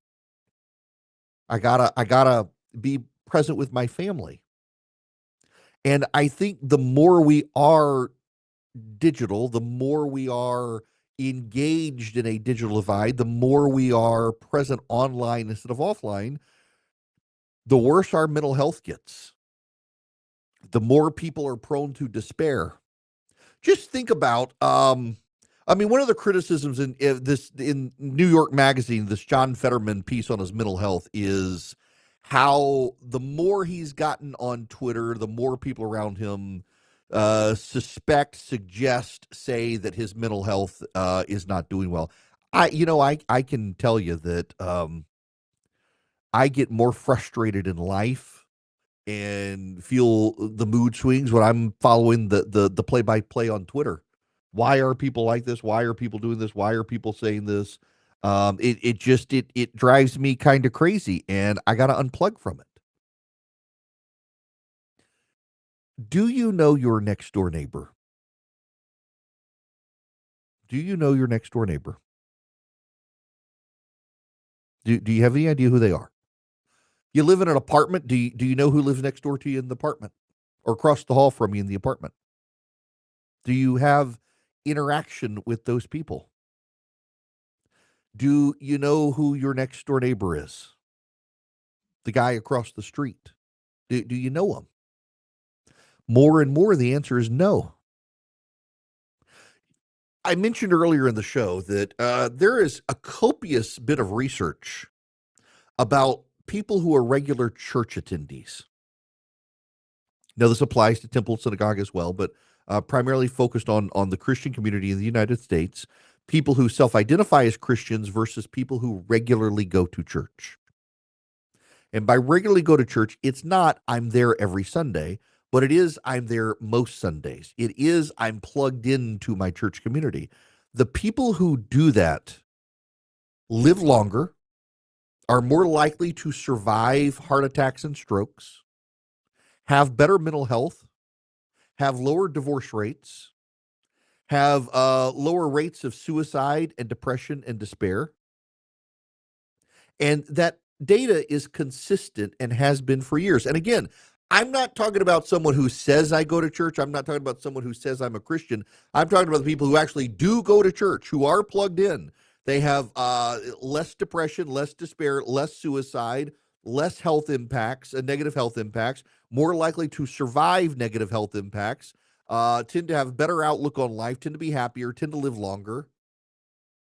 They're plugged in to a real world community. It's why after COVID, the danger of so many people developing a connection to an online church, an online community, it's not the same thing.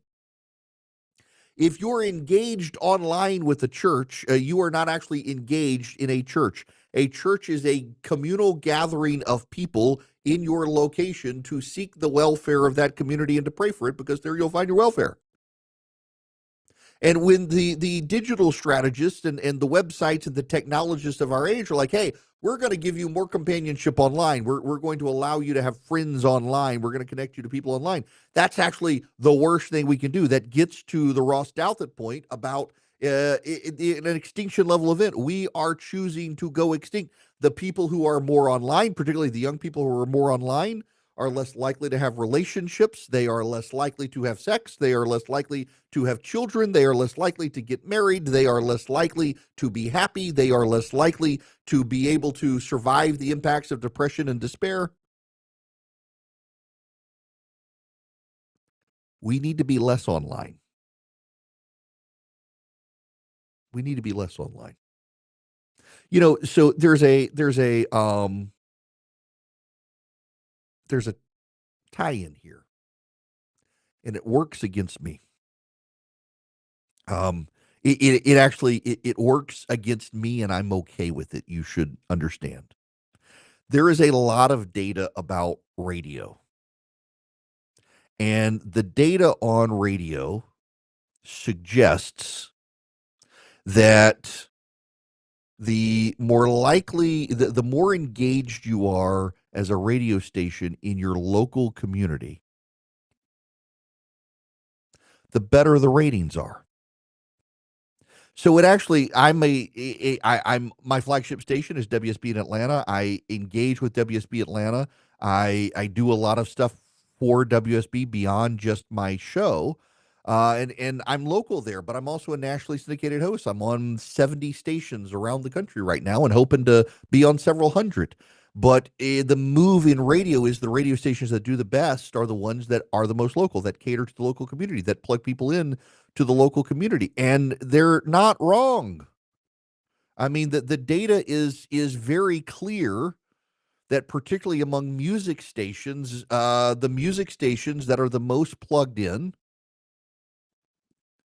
to the local community doing local events are the ones that do the best. Peter Thiel is a program director. Actually, I'm on one of his stations out in Missouri. And he has long been an advocate for local radio voices. I saw a column at Barrett Media the other day. He had written on radio, and people say nobody listens to the radio. And actually, a lot of people listen to radio. A lot of radio stations raising hundreds of thousands, not millions, for local hospitals. But it's the local commitment. When radio stations, when music stations, when they go to the AI voice tracks or just the voice tracks, when they're sterile, they're not local, they're not plugged into the community, the ratings dip down. People want that local connection. And so a guy like me, I can be a syndicated host, and midday is probably the perfect time to have a syndicated show where you're covering the breaking news nationally that people are interested in, but you still got to show up. I'm going to WEEB in Southern Pines next week. I'm going back to Oklahoma. We'll be in Louisiana, going to Florida as well, going to see our stations, going to be present in the stations, going to be engaged in local markets because people want that. And the same is true of you. If you're online all the time, you are going to be more subject to bouts of depression. You're going to have higher anxiety. You're going to be less plugged into your community. You're going to actually have a negative view of your community more than people who are offline. And that's one of the more interesting statistics out there. The more online you are, the more negative your view of the world around you is. Think about the bubbles. So let's just look at the Democrats as a good example of this, and not to be partisan here where I'm trying to avoid it, but just follow along with me here. The data for the Democrats shows they believe that if the election were held today, Kamala Harris would win because of all the Trump people who now regret voting for Donald Trump. You hear that recycled on MSNBC. There are talking heads on CNN who say it. It comes up on The View. Wherever the left is, they say it. It's actually not true. If the election were held today, Donald Trump would win. In fact, Harry Hitton on CNN had that data yesterday, that if the election were held today, 45 for Trump, 43 for Harris. Who do you think would be doing a better job right now? 45 for Trump, 43 for Harris. Who do you think will do a better job on the economy? An 8-point advantage for Donald Trump, even as a majority of Americans say they want him to drop tariffs. But the Democrats in their bubble, they have this idea, and it's simply not true. You get online, you get in a bubble, you build an online world of people who think like you. It gets into groupthink, and you all despair about the same thing. You detach yourself from the reality of the world around you. You do not appreciate where you live. You become more depressed. You become more fatalistic. You become a nihilist. It's not healthy to be online all the time. I have to remind myself to unplug online. I'm telling you, so few people will ever get to go to the Masters. I probably will never get invited back. That's okay. I experienced heaven once. But it really was remarkable to not have a cell phone. And the funny thing is that I'm one of those people who can feel my phone vibrating in my pocket even when my phone's not there. I guess it's that much of an addiction. It's wild to be grounded in the present without technology. C.S. Lewis in Screwtape Letters, I mentioned this before, the 15th Screwtape Letter. The demons are advising each other that you got to keep people grounded in the past or the future, preferably the future, because the future is imaginary. And when you get there and it's not like what you imagined, you're prone to despair. And he says, above all, Screwtape does to Wormwood, above all, keep man out of the present because the present is the most like eternity because the present is where God is. You're not in the present if you're staring at your phone. You're in a digital space. You're not living in the present in a digital space. You're living in the present where I am. I can look out my window. I can see the cars crossing the bridge. I can hear the rumblings of a train coming. I can see the homeless man on the street corner and wonder what his deal is. I can see the people walking into a courthouse. I see people, not digital apparitions of people. And I'm telling you, if you want to improve your mental health, if you are struggling with depression right now, turn the computer and the cell phone off. Live in the present. Get involved in a local nonprofit. I saw Jimmy Carr, the comedian. He's his terribly dark sense of humor. It's a very twisted sense of humor. I love him because it's my sense of humor. I saw him. You can, if you go follow me on Instagram, it's in my stories right now where he says, we are the most advanced society ever. 100 years ago, any person you admired from 100 years ago, they didn't even take a hot shower. They couldn't, didn't exist. And yet we're also the most prone to despair and most unhappy because it's all subjective. We see everybody else. We want to keep up with them. We don't have what they have. We're a jealous society that makes us despair. Stop being envious. And one of the best ways to do it is to just get offline. Go learn to love your neighbor. Be in your community. This idea of digital companionship, it's not a good or healthy thing for society. Follow Eric on X, Instagram, Facebook, YouTube, and Rumble. Search EW Erickson.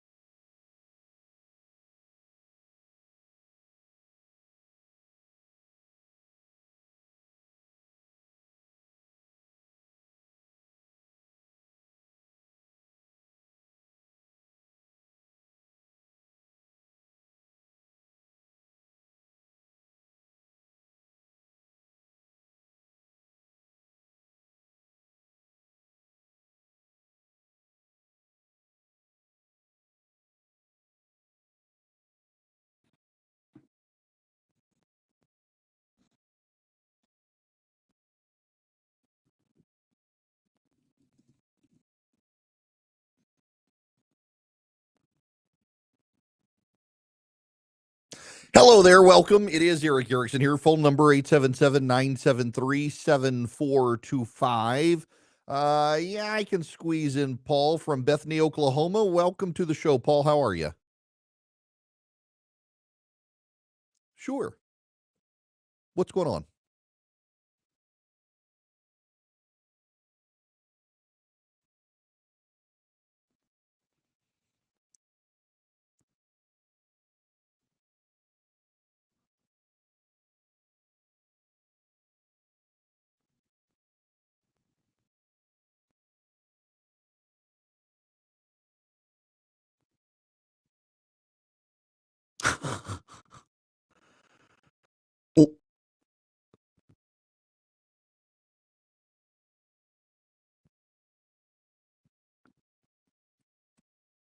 Oh, Paul, I mean, the Democrats, like the man they had in charge of the country, they've got dementia over the last 4 years.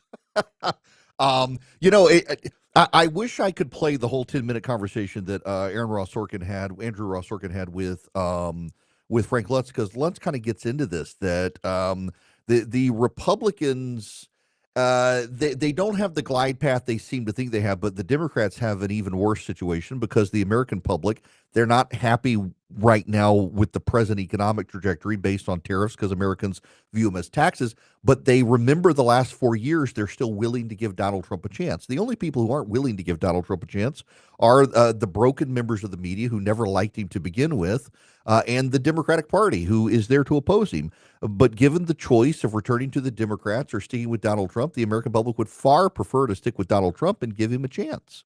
I mean, again, I say this repeatedly, and Democrats have a hard time understanding this. I know so many people, including callers to this program, who are frustrated, upset, or disappointed with various aspects of what Donald Trump is doing. Not a single one of them regrets voting for him, and every single one of them would vote for him again. People can be multifaceted there. Now, you can get multifaceted education at Hillsdale College if you go to erickforhillsdale.com and sign up for one of 40 courses from Hillsdale College. Erickforhillsdale.com. They have classes on politics and philosophy, theology, literature, the English language, mathematics, chemistry, economics. They've got a great one on capitalism that everybody should take right now, on the moral value of capitalism and how it builds a moral value in society. It is a great class. Every class at Hillsdale is great. You can do it at your own pace. Each class comes with a certificate of completion when you're done with the classes. They're all video series. They're divided into easily digestible segments. You do them all, you get the certificate of completion, and you never pay a penny. It's all free. It's part of Hillsdale's ongoing mission since 1833 to educate Americans where they are and educate them, not indoctrinate them. It's erickforhillsdale.com, ERICK, erickforhillsdale.com. Great classes. Take the one on the Constitution, too. erickforhillsdale.com. Go check them out today.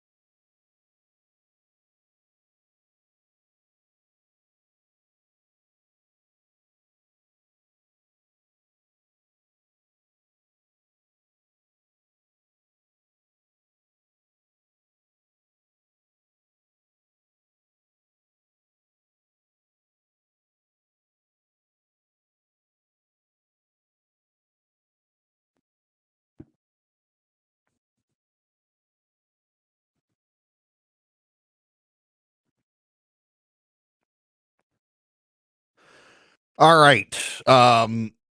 Here's where I'm gonna go. Charlie, you can go on and close out the phones after these calls because I wanna take these calls and then I gotta get into Marjorie Taylor Greene's tweet that she has just put up. Jim in Palm Coast, Florida, though. First I want to go to you. Welcome to the show. Thanks for being patient.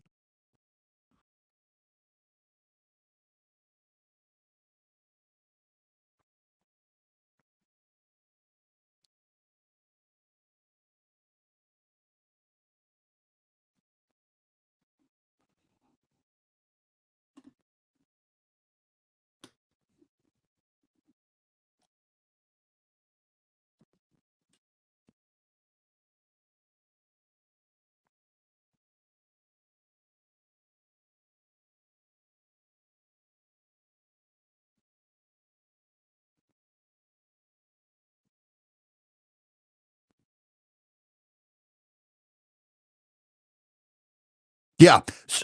So, Jim.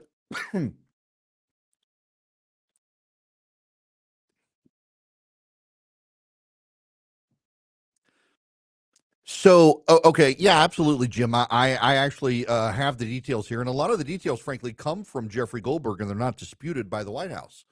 Mike Waltz has done events in the past with Jeffrey Goldberg. He tried to claim that he didn't know him and never done him. Pictures came out of them at events. Clearly, in his cell phone, added him. Most people believe he intended to add someone else and just hit the wrong name. They were probably next to each other based on the person people suspect would have been alphabetically right next to Jeffrey Goldberg in his phone. And so he added Goldberg. Goldberg saw the chat and did stick around for a couple of days in the chat, I believe it was. And then it was Goldberg himself who announced in the chat that he had been mistakenly added and was leaving. And then he wrote about it. And he did not produce all of the screenshots that could have compromised military intelligence until Pete Hegseth and others started insisting they had done nothing wrong and had compromised no military intelligence or anything else. And then he was like, all right, here are the screenshots with some redacted information. I'm not a Jeffrey Goldberg fan. I've been pretty critical of him over the years, but I gotta say that he waited until the attack was done to write anything publicly. He did reveal himself in the chat and unsubscribe himself. Didn't leave it going. In fact, he got attacked by a lot of journalists for walking out of the chat and doing this, as opposed to what he could have learned. But he protected himself. Now, you should note the reward to Jeffrey Goldberg from the White House for doing what he did and not revealing or compromising intelligence is Jeffrey Goldberg got invited to interview the president the other day. So he got rewarded for not sabotaging the Houthi operation. And so that I think to a degree is commendable that the White House was willing to do this. And if it was really that bad and nefarious and all that, they wouldn't have given Goldberg an interview with the president. Mark, you're going to be up next. Welcome to the show, Mark. How are you? Good.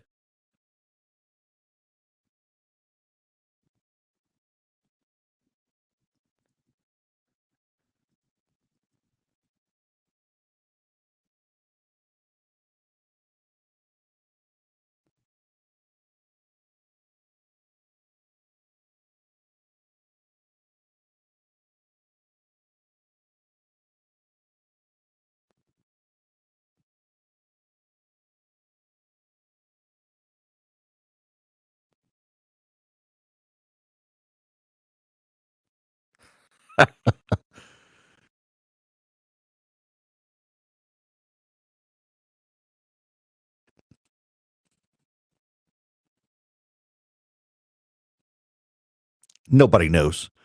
No, Mark, I think that's the poll tested, mother approved phrase that they use, but the reality is nobody knows what it means. In fact, Mark, your call is the perfect segue here. I really got to get to this with Marjorie Taylor Greene. She has put up this very long tweet. And you gotta, when you've lost Marjorie Taylor Greene, you may have some problems.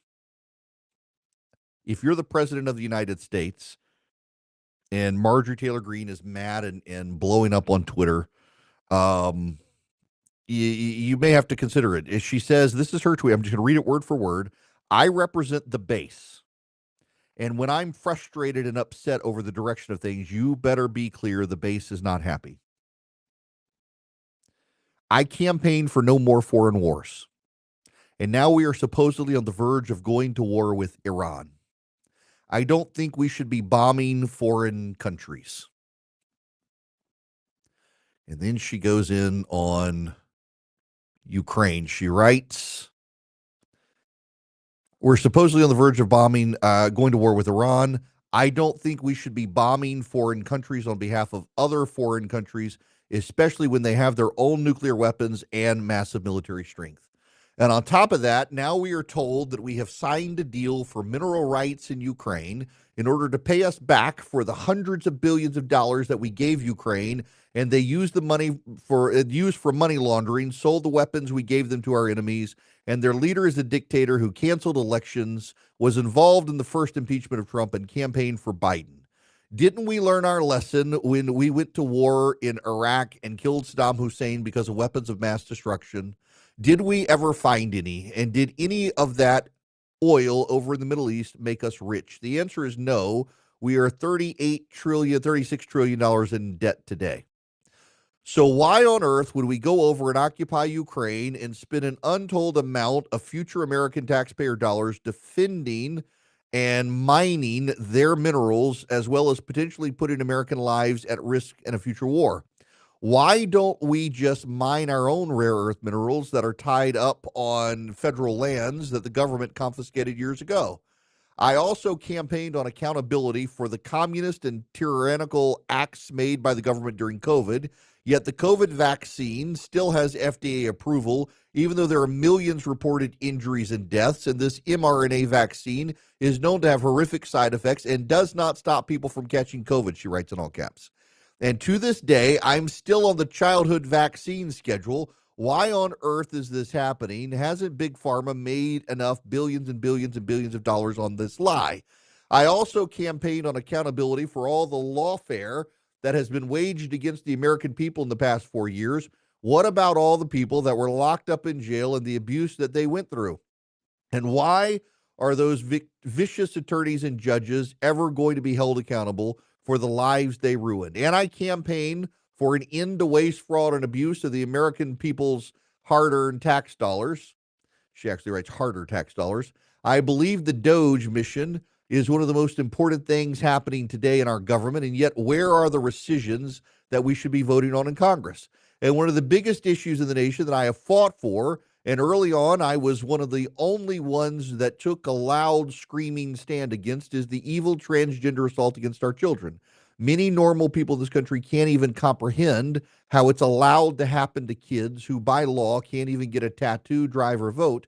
And how did so many of our teachers turn into the predators themselves that groom children with gender lies? This should be an all-out effort by Republicans to end this insanity. And look at the extreme nature of our rogue judicial system that is so defiant that there are judges that defy our nation's laws and block the deportation of literal enemies of the United States of America.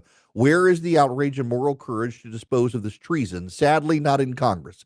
And what about election integrity? This should be the most important issue that the Republicans aggressively fight to protect, because without secure elections protected from illegals voting and protections from stealing our votes, the American people have lost their power. When you're losing MTG, you're losing the base, and Trump isn't on the ballot in the future, so do the math on that. First of all, there's a level of arrogance in her. When you've lost me, you've lost the base. No, you've lost one member of Congress who's a bit of a flake. Many of the things that she actually says in her piece aren't actually true. Some of them are, but not all of them. But she's convinced they're all right. She's got a point on the Doge mission. And by the way, Congress can't agree on rescinding anything. The transgender issue, the Republicans are being pretty effective on. Trump, through executive orders, is. Unless you're going to impeach the judges, though, you can't do anything about the judges. So good luck on that. Election integrity is best left to the states because of the state level issue. Although the SAFE Act has passed the House, it's not going to pass the Senate because it can't get through the filibuster. I'm sorry you're frustrated, MTG, but if you are, that's fine. But here's the thing. The polling doesn't show that the base is frustrated with Donald Trump any more than the polling shows the base is ready to pivot to the Democrats. The Democrats would have you believe that the Republicans are ready to start voting Democrat because they're unsatisfied with Donald Trump. And Marjorie Taylor Greene would have you believe that they're ready to abandon everything. And then Trump isn't on the ballot in the future, so do the math on that. What is that supposed to be? There's going to be some party rebellion. There already was, and it got us Donald Trump. Are you suggesting you're unhappy with J.D. Vance there? You're going to be disloyal? It's very notable that her frustration is building, and there is a segment of the base that I suspect does reflect her frustrations, but also, you know what? You can't always get what you want. Donald Trump actually isn't a dictator. It is gridlock that is a feature, not a bug, of Washington, D.C. It's hard to get things done. And, the childhood vaccine schedule, the billions and billions and billions of dollars from Big Pharma, they've saved a whole lot of lives, Marjorie. Your willingness to cast aspersions on Big Pharma's kept a lot of people alive. My son asked me the other day, because he saw it on a YouTube video, that surely if there was a cure for cancer, Big Pharma wouldn't reveal it because they lose money. I said, no, that's stupid thinking from people who take simplistic approaches, because there's always going to be disease. And, if people lived longer because you cured cancer, other diseases would come down the pike and they'd make more money. The idea that they don't want to cure cancer is a simplistic thing said by people who don't understand science, biology, or basic medicine. All the cockamamie cures for cancer that my wife gets from people, that if you just do this one thing, it'll cure your cancer. Big Pharma doesn't want you to know. No, it's because it's crap. Marjorie's rambling screed sounds like someone who spends too much time online. Maybe she should actually get out and about and see people. I certainly get the frustrations on some of it, but a lot of it she just can't do anything about. Doge and its rescissions, you got to get Congress to act. I mean, Marjorie, that's on you. I mean, you could prepare a piece of legislation yourself and collect the signatures to get it through the House. You haven't done that, Marjorie. I mean, you're demanding that I represent the base. Well, go do your damn job. Write the rescission package yourself. You don't have to wait for direction from the White House or from the leadership. You are a member of Congress, Marjorie. You yourself can write the law. Instead, you're going through a screed on social media. I'm actually tired, Marjorie, and frustrated with the members of Congress who pontificate on social media and don't do jack. When's the last time you authored the legislation to do any of the crap you're complaining about? Why don't you author legislation, Marjorie, to block funding on the Ukraine deal? Why don't you author legislation, Marjorie, to alter the vaccine schedule? Why don't you author legislation to alter the vaccine schedule, to do the rescission package for Doge, to ban transgenderism? Why don't you draft the law and work with members of Congress to get it done? Do your job. You're venting your frustration, saying the base isn't happy. All you're doing is complaining, Marjorie, when you're an actual legislator who can actually write legislation and try to build a coalition to get it done, instead of going after Trump and the Trump administration and trying to puff up and say, don't you know who I am? I know who you are. You are a member of Congress who has the power to write the legislation to do what you're complaining about, and you hadn't done jack on that. So you do that, and then we can talk.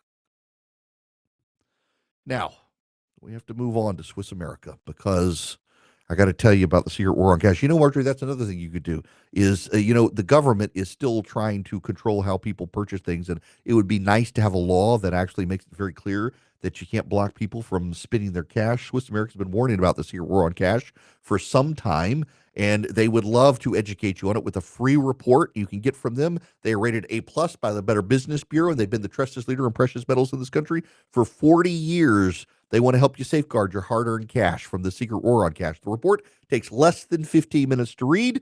It can save your retirement and finances. All you got to do to get a free copy is call or text 800-289-2646. Jail Out War on Cash includes digital currencies. They're coming for your crypto, and it's growing. So get the Secret War on Cash report free. All you got to do is mention Erick, Erick. When you text 800-289-2646, they'll send you back a link, or you can call them at 800-289-2646. Just mention Erick. They'll send you the free report from Swiss America. 800-289-2646. One more time, 800-289-2646. Call or text. Get the report completely free. Message and data rates may apply. You're at the intersection of politics, news, culture, and current events. It's the Erick Erickson Show.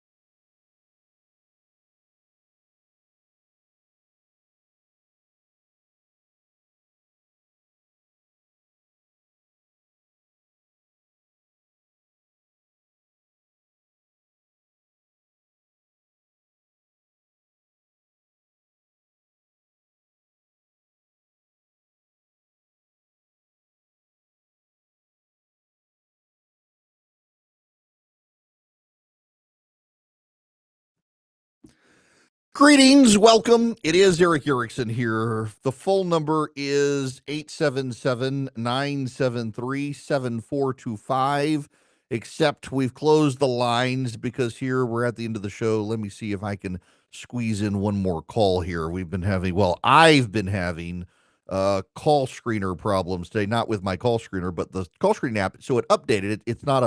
I updated the call screening app. It said, do you want to update? I was like, well, I guess I need to update. So I updated it. And now every time I log into it, I can click a button and immediately it crashes. So I've been fighting that and having to get into the website. But now you know what? I'm afraid those of you who are on the phones, I'm not going to be able to get to your calls here because, well, the access portal has decided that it no longer wants to work here at it's computer problem on my end. It's a gremlin in the update. I had to flag it for the company that they probably need to reissue their update. So sorry about that. But that's all right. We've only got a couple minutes left anyway, and I got time to get into just a couple of more pieces of information for you, including the fact that when you look at the jobs numbers, the Wall Street Journal is now pointing out here this afternoon what I noted in the first hour that I could see in the data. And that is that one of the great upsides of our jobs data right now is that a lot of people are converting from multiple part-time jobs to make 40 hours into one full-time job, which not only provides them stability, but also gets them benefits, because you've got people who have been working 2 or 3 part-time jobs to max out to 40 hours a week, and now suddenly they're able to just have one job that gives them 40 hours and gives them benefits, gives them retirement plans, gives them health care, and we're seeing that uptick in the data. It is employers now are trying to latch on to employees who've shown commitment.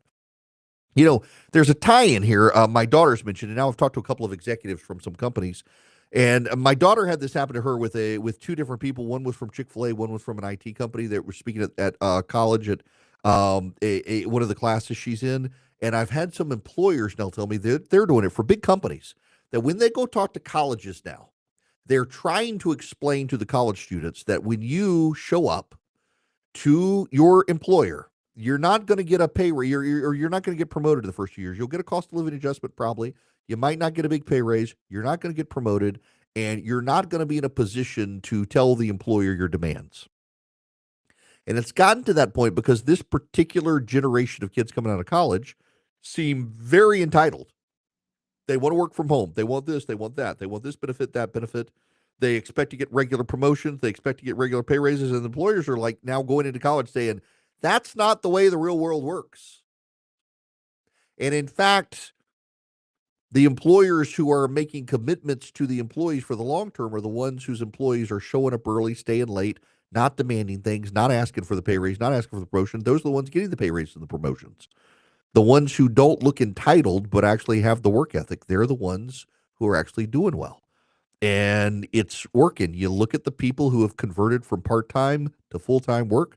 The ones who are making it work for them are the ones who went in, did the work, never complained, and proved their worth. And now they've got full-time jobs, and you can measure it in the jobs report. That's good for the economy.